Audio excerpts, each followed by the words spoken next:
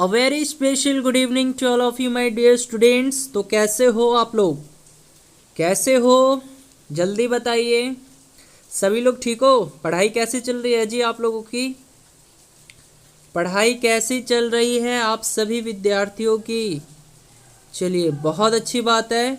तो दोस्तों आज की क्लास में हम लोग टॉप 20 क्वेश्चंस करेंगे और ये क्वेश्चन हर एक सब्जेक्ट से लिए गए हैं, ठीक है। यानी आज की क्लास में जो हम लोग क्वेश्चन करेंगे उसको आप लोग प्रैक्टिस सेट के रूप में लीजिएगा, है ना। यानी आपको उन 20 क्वेश्चनों का जवाब देना है और आप लोगों को देखना है कि आप लोगों का 20 में से कितने क्वेश्चंस आप लोग सही कर पाते हो, ठीक है। तो चलिए बच्चों आज की क्लास को स्टार्ट करते हैं। तो क्लास को स्टार्ट करने से पहले आप लोगों से एक छोटी सी रिक्वेस्ट है कि यदि आप लोग इस चैनल पे नए हो, पहली बार हो, तो इस चैनल को सब्सक्राइब कर लो। और पीडीएफ के लिए दोस्तों आप लोग जो है हमारे टेलीग्राम ग्रुप को भी ज्वाइन कर लीजिए। टेलीग्राम चैनल पे जाना होगा आपको, वहाँ सर्च करना होगा स्टडी विथ रितेश। दोस्तों टेलीग्राम चैनल को ज्वाइन करने से फ़ायदा ये होगा कि आपको हर एक अपडेट्स मिलता रहेगा वहाँ। तो टेलीग्राम चैनल पर जाइए और वहाँ सर्च कीजिए स्टडी विथ रितेश और हमारे इस टेलीग्राम चैनल को ज्वाइन कर लीजिए। तो चलिए बच्चों आज की क्लास को मैं स्टार्ट करता हूँ। चलिए बच्चों देखिएगा, यहाँ से पहला क्वेश्चन है, दो संख्याएं 7:5 के अनुपात में हैं, उनमें से प्रत्येक को 40 कम करने पर अनुपात 27:17 हो जाता है। तो संख्याओं के बीच का अंतर है, संख्याओं के बीच का डिफरेंस जो है आपको निकालना है। तो यहाँ पे मैं मान लेता हूँ पहली संख्या ए हो गई और दूसरी संख्या बी हो गई, है ना। और इनका जो रेशियो दिया हुआ है, अनुपात दिया हुआ है, वो दिया हुआ है 7:5, ठीक है। अब देखो अनुपात में है तो यहाँ पर मैं इनटू में एक्स कर सकता हूँ, यहाँ पर भी मैं इनटू में एक्स कर सकता हूँ, कोई दिक्कत नहीं है। अब बोल रहा है उनमें से प्रत्येक को 40 कम करने पर, यानी देखिए ये 7x अनुपात 5x है, तो मैं इसको ऐसे भी लिख सकता हूँ 7x अपॉन में 5x। अब इसके बाद बोल रहे हैं ना उनमें से प्रत्येक प्रत्येक को 40 कम करना है, तो प्रत्येक को 40 कम कीजिए, इसको भी और इसको भी। तो जब प्रत्येक में 40 कम कीजिएगा तो ये अनुपात कितना हो जाता है, 27:17, यानी 27/17 में हो जाता है। बस यहाँ से सॉल्व कर दीजिए, देखिए आंसर जो है x का वैल्यू आपको आ जाएगा। तो देखिए 17 सत्ते कितना होता है, 119x हो जाएगा। और माइनस 17 में 40 से गुना कीजिएगा तो ये 680 हो जाएगा, ठीक है। और बराबर में फिर देखिए 27 में 5 से गुना कीजिएगा कितना हो जाएगा, 135x हो जाएगा, है ना। क्योंकि 27 इंटू में 5x है तो 135x हो जाएगा। माइनस में फिर देखिए 27 में 40 से गुना कीजिए तो ये कितना हो जाएगा, हाँ 1080 हो जाएगा, ठीक है। आप लोग करके देख लीजिएगा, इतना ही होगा।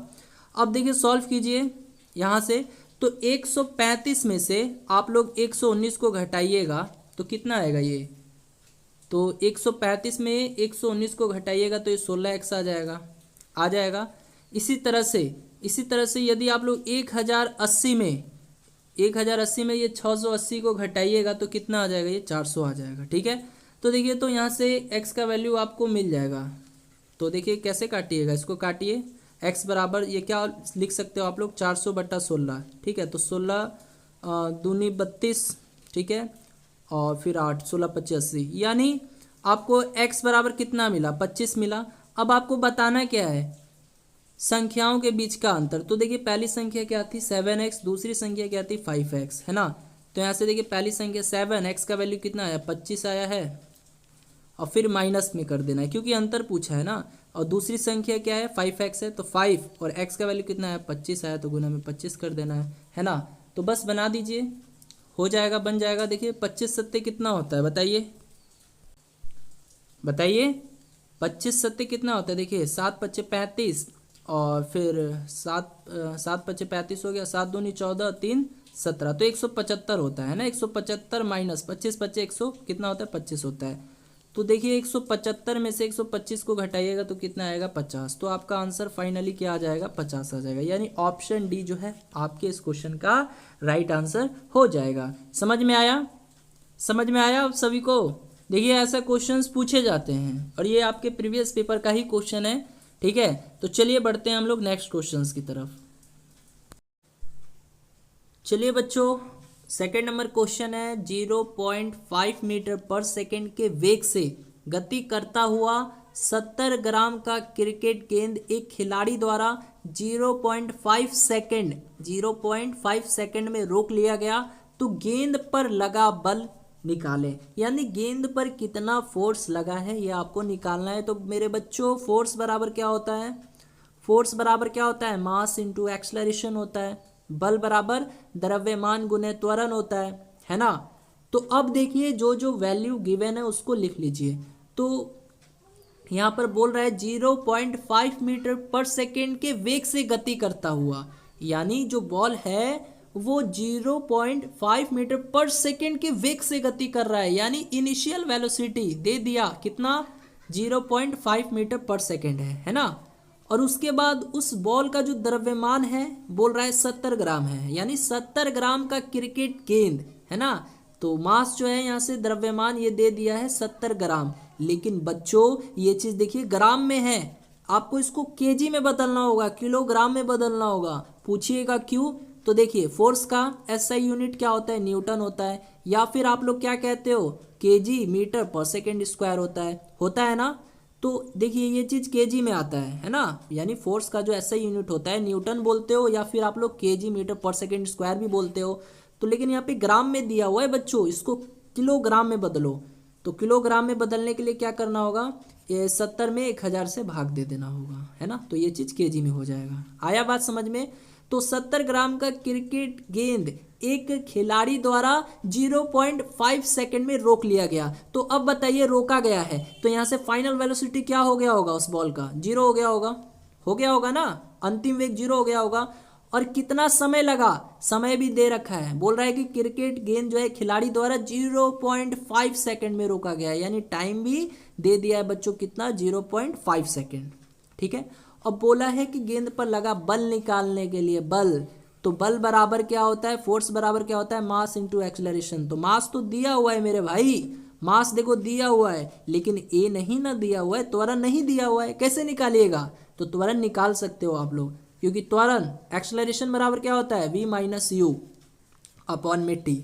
मालूम है ना फॉर्मूला, मैं बहुत पहले भी बता चुका हूं कि त्वरण बराबर क्या होता है? वेग में परिवर्तन बटा में समय, है ना। तो एक्सलरेशन बराबर क्या हो जाएगा? v माइनस यू अपॉन में टी। बस वैल्यू पुट कीजिए तो a आ जाएगा। तो बस वैल्यू पुट कीजिए, देखिए निकल जाएगा। देखिए v क्या है? v कितना है? फाइनल वेलोसिटी 0 दे रखा है ऑफकोर्स, और माइनस u कितना है? देखिए तो u दे रखा है 0.5 मीटर पर सेकेंड, तो यहाँ पर मैं 0.5 कर दूंगा। और अपॉन में t कितना है? ये भी 0.5 है। बस अब देखिए, अब बताओ 0 में से मैं 0.5 को सब्सट्रैक्ट करूँगा, घटाऊँगा, तो रिजल्ट क्या आएगा? माइनस आएगा ना, माइनस 0.5 आएगा। और अपॉन में 0.5, इसको काटिएगा तो क्या आ जाएगा? -1 आ जाएगा। -1 आ जाएगा ना, यानी a बराबर क्या आ गया? a बराबर -a, यानी एक्सलरेशन जो आया वो क्या आया? -1 आया। ये माइनस क्या रिप्रेजेंट कर रहा है? माइनस ये रिप्रेजेंट कर रहा है कि ये जो है ना, ये मंदन, रिटार्डेशन आप लोगों ने पढ़ा होगा, यानी खिलाड़ी द्वारा जो गेंद पर लगा जो बल है वो मंदन के रूप में है। यानी a बराबर यहाँ से जो है ये माइनस में आ गया। तो माइनस क्या रिप्रेजेंट करता है? कि भैया मंदन उत्पन्न हुआ है, रिटार्डेशन हुआ है ना। तो अब बताइए, अब आप लोग फोर्स नहीं निकाल दोगे? तो फोर्स बराबर मास इंटू एक्सलरेशन होता है ना। तो मास कितना दिया हुआ है? दिया हुआ है ना 70 बटा 1000। और a कितना आया है? a आया है ये -1 आया है, लेकिन माइनस नहीं लेना है। क्यों? क्योंकि माइनस ये रिप्रेजेंट कर रहा है कि मंदन हुआ है, रिटार्डेशन हुआ है। तो सिंपली 1 लीजिए, आप लोग 1 लीजिएगा बस। देखिए 1 0 से 1 0 खत्म। तो यहाँ से कितना आया है? इसको ऐसे लिख सकते हो ना, 0.07 न्यूटन। ठीक है। हाँ, तो ऑप्शन बी जो है राइट आंसर हो जाएगा आपके इस क्वेश्चन का। तो चलिए बच्चों, बढ़ते हैं नेक्स्ट क्वेश्चन की तरफ।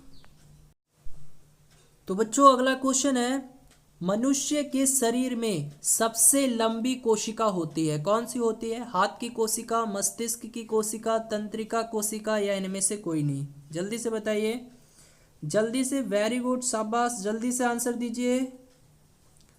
तो हाँ दोस्तों, कौन सी कोशिका होती है सबसे लंबी? तंत्रिका कोशिका होती है ना।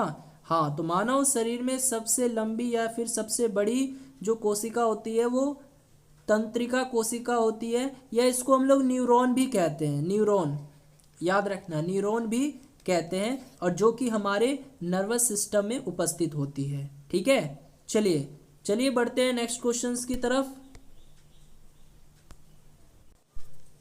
चलिए बच्चों, अगला क्वेश्चन है, मनुष्य के रुधिर का पीएच का मान कितना होता है, यानी मनुष्य के ब्लड का जो पीएच वैल्यू होता है वो कितना होता है, 7.4, 6.4, 8 या 10.5? जल्दी से बताइए, जल्दी से, वेरी गुड, शाबाश। तो मनुष्य के ब्लड का जो पीएच वैल्यू होता है वो कितना होता है, वो 7.4 होता है ना। और ये किस नेचर का होता है, ये क्षारीय होता है, आप लोगों ने पढ़ा भी होगा।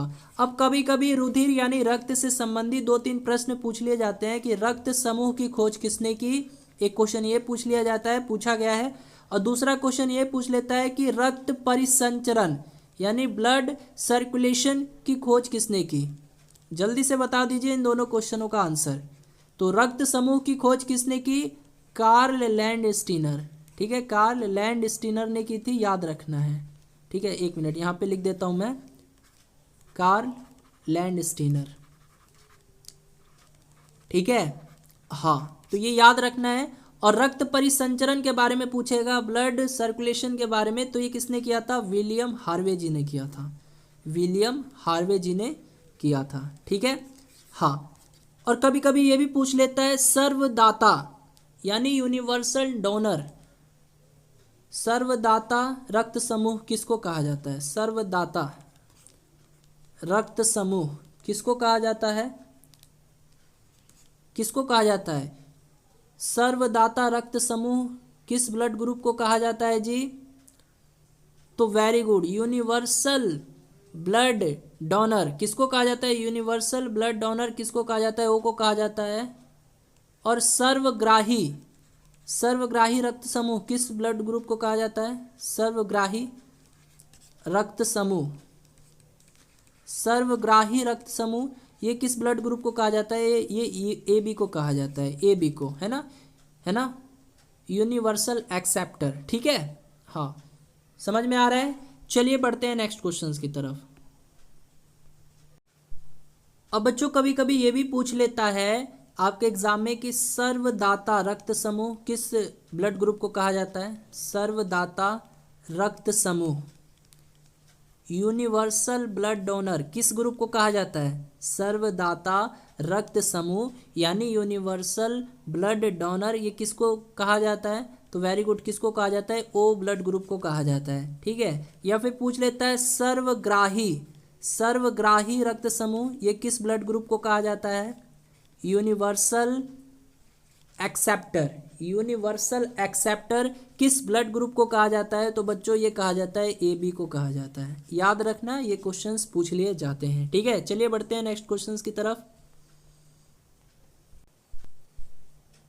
चलिए बच्चों अगला क्वेश्चन देखिए, बहुत अच्छा क्वेश्चन है ये, क्वेश्चन आप लोग खुद से ट्राई कीजिए। तो पहले क्वेश्चन है, कोई बल किसी 10 केजी की वस्तु में 15 मीटर पर सेकंड स्क्वायर के त्वरण उत्पन्न करता है, तो लगाए गए बल की गणना करें। यानी फिर से फोर्स निकालना है बच्चों। तो फोर्स बराबर क्या होता है, मास इंटू एक्सलरेशन होता है। देखिए तो 10 केजी यानी मास जो है बच्चों दे दिया गया है 10 केजी, और यहाँ पर यह भी बोला है कि 15 मीटर पर सेकंड स्क्वायर का त्वरण उत्पन्न करता है। तो त्वरण भी जो है ये दे दिया गया है 15 मीटर पर सेकंड स्क्वायर। अब बताइए कितना होगा आंसर, जल्दी बोलिए। हाँ, तो मास कितना है 10 है, और गुने में ए कितना है 15 है, तो भाई 150 न्यूटन आपके इस क्वेश्चन का आंसर हो जाएगा। आ रहा है समझ में, है ना। तो ऑप्शन सी जो है राइट आंसर हो जाएगा इस क्वेश्चन का। चलिए बढ़ते हैं अगले क्वेश्चन की तरफ। अगला क्वेश्चन है बच्चों, सबसे बड़ा जीवित पक्षी है, सबसे बड़ा लिविंग बर्ड कौन सा है, कीवी, पेंगुइन, कीवी, शुतुरमुर्ग। जल्दी से बताइए, बिल्कुल फास्ट। सबसे बड़ा जीवित पक्षी कौन सा है, सबसे बड़ा लिविंग बर्ड कौन सा है, वेरी गुड, कौन सा है, तो ऑप्शन डी यानी शुतुरमुर्ग। ठीक है, तो ऑप्शन डी जो है आपके इस क्वेश्चन का राइट आंसर हो जाएगा। अब यदि ये पूछता कि सबसे छोटा पक्षी कौन सा है, क्या जवाब देते हैं, जल्दी से, सबसे छोटा पक्षी कौन सा है, क्या जवाब दीजिएगा, तो वेरी गुड, क्या जवाब दीजिएगा, हमिंग बर्ड, है ना, हमिंग बर्ड। ठीक है, ओके। तो चलिए बच्चों अगले क्वेश्चंस की तरफ बढ़ते हैं। चलिए बच्चों अगला क्वेश्चन है select the synonyms of crown, यानी आपको वर्ड दिया हुआ है क्राउन और इसका सिनोनिम्स बताना है। तो बताइए क्या होगा? Frown, apex, Nadir, base. जल्दी बताइए। तो देखिए क्राउन का मतलब क्या होता है, सबसे पहले आपको ये मालूम होना चाहिए। तो क्राउन का मतलब होता है शीर्ष, शीर्ष, या फिर बोल सकते हो एक तरह से ताज, है ना। तो बताइए सिनोनिम्स बताइए। सिनोनिम्स का मतलब क्या? कोई ऐसा वर्ड बताना है जो बिल्कुल ऐसा ही मीनिंग रखता हो, बिल्कुल सेम मतलब होता हो, है ना। तो बताइए। तो फ्राउन का मतलब क्या होता है? फ्राउन का मतलब तेवर होता है, तो ये तो होगा नहीं, नहीं होगा। नादिर, नादिर का मतलब क्या होता है? इसका मतलब होता है एकदम पतन, या एक तरह से बोलते हो ना डाउनफॉल इंग्लिश में, है ना, वो होता है इसका मतलब, है ना। और बेस, बेस का मतलब क्या होता है? आधार होता है। तो ये तो इसका एंटोनिम्स हो गया, जस्ट अपोजिट हो गया ना, विलोम शब्द हो गया ये तो, अपोजिट, है ना। क्योंकि देखिए यहाँ पे सिनोनिम्स पूछा है। तो बताइए ऑप्शन क्या है? ऑप्शन क्या बचा? ऑप्शन बी बचा, एपेक्स। तो एपेक्स का मतलब भी क्या होता है? एकदम शिखर, चोटी, शीर्ष। आ रहा है समझ में? हाँ, तो शिखर बोल सकते हो, चोटी बोल सकते हो, शीर्ष बोल सकते हो, ठीक है। तो ऑप्शन बी जो है इस क्वेश्चन का राइट आंसर हो जाएगा। चलिए बढ़ते हैं अगले क्वेश्चंस की तरफ। अगला क्वेश्चन है बच्चों, एक व्यक्ति अपने भोजन के 1250 रुपये के बिल पर 30% और फिर 20% की छूट प्राप्त करता है, तो उसे कितना भुगतान करना पड़ेगा? यानी मान लीजिए एक व्यक्ति है, ये किसी रेस्टोरेंट वगैरह में जाता है, ठीक है, और वहाँ पर इसका जो बिल बनता है ना वो 1250 रुपया का मान लीजिए बिल बनता है, ठीक है। तो होता क्या है कि इसको इस बिल पर 30% की छूट दी जाती है। तो 30% की छूट कहने का मतलब क्या? 70%। 70% भुगतान करेगा ना भाई, 30% का छूट दिया है तो 70% तो इसको भुगतान करना होगा। तो ऐसे 70% हटाइएगा तो बट्टा में 100 आ जाएगा, फिर गुना में, फिर देखिए क्या होता है, फिर से 20% की छूट प्राप्त करता है, यानी फिर से 20% की छूट मिलती है। तो भैया 80% तो भुगतान करेगा ही। तो 80% को हटाइएगा तो बट्टा में 100 आ जाएगा। देखिए काटिए तो 1 0 से 1 0, 1 0 से 1 0, 1 0 से 1 0, ठीक है। हाँ, तो अब क्या बचा? इसको काटिए, 5 के पार से 2 बार में चला जाएगा, इसको काटिएगा 5 के पार से 25 बार में चला जाएगा, फिर इसको काटिए 2 चौके 8 हो जाएगा, है ना। अब देखिए 25 में 4 से गुना कीजिए 100, और 100 में फिर से 7 से गुना कीजिए 700, यानी 700 रुपये उसको भुगतान करना पड़ेगा। यानी ऑप्शन ए जो है आपके इस क्वेश्चन का राइट आंसर हो जाएगा। चलिए बढ़ते हैं अगले क्वेश्चंस की तरफ। चलिए बच्चों अगला क्वेश्चन है, ध्यान देना है, स्तनधारियों की लाड़ में कौन सा एंजाइम होता है? यानी जितने भी मैमल्स होते हैं उनके सलाइवा में कौन सा एंजाइम पाया जाता है? Rennin, protease, ptyalin, amylase. जल्दी से जवाब दीजिएगा। तो वेरी गुड, यदि आप लोग जवाब दे रहे हैं ऑप्शन सी, देन आप लोग सही हैं। तो जितने भी स्तनधारी हैं, है ना, मैमल्स हैं, उनके लाड़ में टाइलिन नामक एंजाइम पाया जाता है। अच्छा, ये एंजाइम होता क्या है? तो देखिए एंजाइम जो है एक तरह का प्रोटीन है जो कोशिकाओं के अंदर पाया जाता है। एंजाइम जो है ना भोजन को पचाने में भी बहुत ज़्यादा मददगार साबित होता है, ठीक है। तो ये आपको याद रखना है, ठीक है। हाँ, तो ऑप्शन सी जो है इसका राइट आंसर हो जाएगा। चलिए बढ़ते हैं नेक्स्ट क्वेश्चन की तरफ। अगला क्वेश्चन है बच्चों, कौन से विटामिन जल में घुलनशील होते हैं? यानी आपको वो विटामिन बताने हैं जो वाटर सॉल्यूबल होते हैं, वाटर सॉल्यूबल होते हैं यानी जल में घुल जाते हैं। ऑप्शन है vitamin A, vitamin B, vitamin C, vitamin B, vitamin D, vitamin A, vitamin D. जल्दी से बताइए तो जल में घुलनशील जो विटामिन होते हैं वो कौन कौन से होते हैं? तो वेरी गुड, हाँ वेरी गुड, यदि आप लोगों ने आंसर दिया है ऑप्शन बी, देन आप लोग सही हैं। तो विटामिन बी और विटामिन सी ये दोनों जल में घुलनशील होते हैं। अगर आपसे पूछे फैट्स में घुलनशील यानी वसा में घुलनशील कौन कौन से विटामिन होते हैं? वसा में यानी फैट्स में घुलनशील ये कौन कौन से विटामिन होते हैं? बताइए, वसा में घुलनशील ये कौन कौन से विटामिन होते हैं? तो विटामिन ए, डी, के, ई, है ना, ये चारों जो हैं ये वसा में घुलनशील होते हैं, फैट्स में फैट सोल्यूबल होते हैं ये विटामिन, ठीक है। हाँ, चलिए बढ़ते हैं अगले क्वेश्चंस की तरफ। अगला क्वेश्चन है बच्चों, आमाशयी रस में होता है, गैस्ट्रिक जूस में क्या होता है? रेनिन, पेप्सिन, हाइड्रोक्लोरिक अम्ल, उपयुक्त सभी। देखिए इसको थोड़ा सा इसको अरेंज कर लीजिएगा। ऑप्शन ए रेनिन हो गया, ऑप्शन बी हाइड्रोक्लोरिक अम्ल हो गया, ऑप्शन सी पेप्सिन हो गया, ऑप्शन डी उपयुक्त सभी। बताइए तो आमाशयी रस में उपस्थित होते हैं गैस्ट्रिक जूस में क्या क्या होते हैं? तो वेरी गुड, यदि आप लोगों ने आंसर ऑप्शन डी दिया है यानी सभी, देन आप लोग सही हैं, है ना। तो रेनिन भी होता है, पेप्सिन भी होता है, हाइड्रोक्लोरिक अम्ल भी होता है, ठीक है। अब देखिए रेनिन और पेप्सिन क्या है? सब एंजाइम है। अभी मैंने बताया था कि एंजाइम का एक तरह का क्या होता है? प्रोटीन होता है। और कभी कभी ये भी प्रश्न पूछ लेता है कि प्रोटीन के पाचन में सहायक एंजाइम कौन सा है? बता दीजिए तो। प्रोटीन के पाचन में सहायक एंजाइम कौन सा होता है? प्रोटीन के पाचन में सहायक एंजाइम, जी हाँ, प्रोटीन के पाचन में जो सहायक एंजाइम है वो कौन सा होता है? ट्रिप्सिन होता है, ट्रिप्सिन, ठीक है। हाँ, तो देखिए रेनिन, पेप्सिन ये सब क्या एंजाइम है। और हाइड्रोक्लोरिक अम्ल जिसको HCl बोलते हैं, ठीक है। तो HCl अम्ल का काम क्या होता है?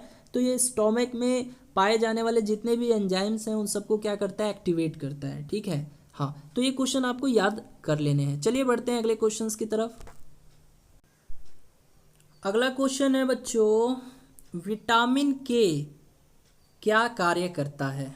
विटामिन के क्या कार्य करता है? नपुंसकता दूर करता है, थक्का जमाता है, श्वसन या कोई नहीं? जल्दी से जवाब दे दीजिए बच्चों। बहुत अच्छा क्वेश्चन है, वेरी गुड। तो विटामिन बी का काम क्या होता है? तो ये रक्त का थक्का जमाता है, यानी ब्लड क्लॉटिंग करता है ना। ब्लड को क्लॉट करता है, रक्त का थक्का जमाता है। कभी कभी प्रश्न ऐसे भी पूछ लेता है कि मानव शरीर में रक्त का थक्का किस विटामिन से जमता है ना। प्रश्न पूछ लेता है तो क्या जवाब दीजिएगा? विटामिन के, ठीक है। पूछेगा कि मानव शरीर में रक्त का थक्का जो है, ब्लड क्लॉट जो है, ये किस विटामिन से जमता है? तो विटामिन के से जमता है, ठीक है। और विटामिन के का रासायनिक नाम, केमिकल नेम क्या होता है? फिलोक्विनोन होता है। तो ये भी आपको याद कर लेना है, क्या होता है? फिलोक्विनोन,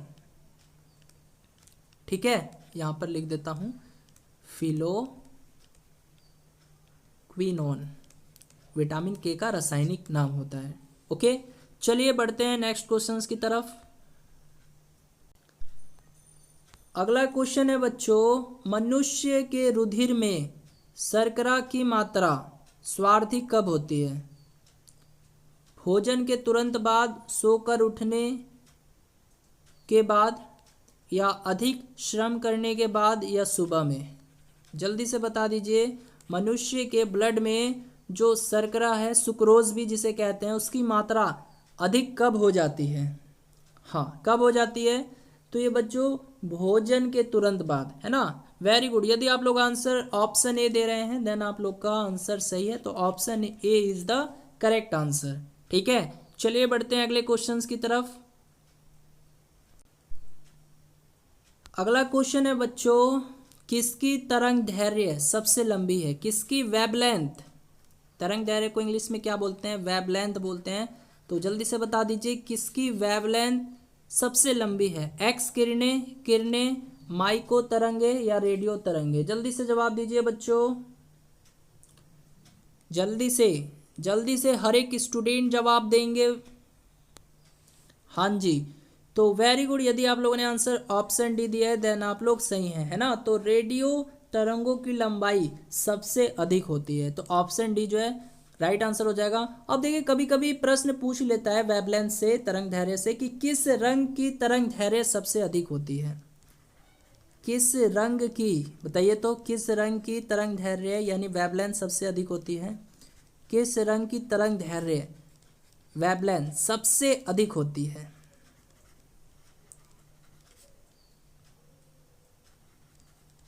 बताइए। हाँ जी, तो किस रंग की होती है? वेरी गुड, किस रंग की? लाल रंग की, है ना। अगर आपसे यही पूछे कि किस रंग की तरंग दैर्घ्य सबसे कम होती है, ये तो था बात अधिक के बारे में, कम पूछ लेगा तब कम, किस रंग की तरंग दैर्घ्य सबसे कम होती है? तो ये किसकी होती है? वेरी गुड, बैगनी, वायोलेट, है ना। बैगनी यानी वायोलेट जिसको कहते हैं, ठीक है। चलिए बच्चों जवाब दीजिएगा। अगला क्वेश्चन है, कौन सा एक पॉलीपेप्टाइड हार्मोन है? Glucagon, testosterone, thyroxine, adrenaline. जल्दी जवाब दीजिए, जल्दी से। वेरी गुड, शाबाश, जल्दी से जवाब दीजिए। कौन सा एक पॉलीपेप्टाइड हार्मोन है? तो जी हाँ दोस्तों, यदि आप लोगों ने आंसर ऑप्शन ए दिया है ग्लूकागोन, देन आप लोग का आंसर सही है ना। तो ग्लूकागोन जो है ये कैसा हार्मोन है? पॉलीपेप्टाइड हार्मोन है। ओके, चलिए बढ़ते हैं नेक्स्ट क्वेश्चंस की तरफ। देखिए इस क्वेश्चन को डायरेक्ट याद कर लेना है, ये प्रीवियस पेपर का क्वेश्चन है, ये आपके एग्जाम में पूछा जा चुका है, 1 से 2 बार पूछा गया है। ठीक है, तो याद कर लीजिएगा डायरेक्ट। तो बच्चों आज की इस क्लास में इतना ही। अब मिलते हैं नेक्स्ट क्लास में। यदि क्लास अच्छी लगी हो तो इस क्लास को एक लाइक जरूर दे देना, और चैनल पे नए हो तो इस चैनल को भी सब्सक्राइब जरूर कर लेना। जय हिंद, जय भारत।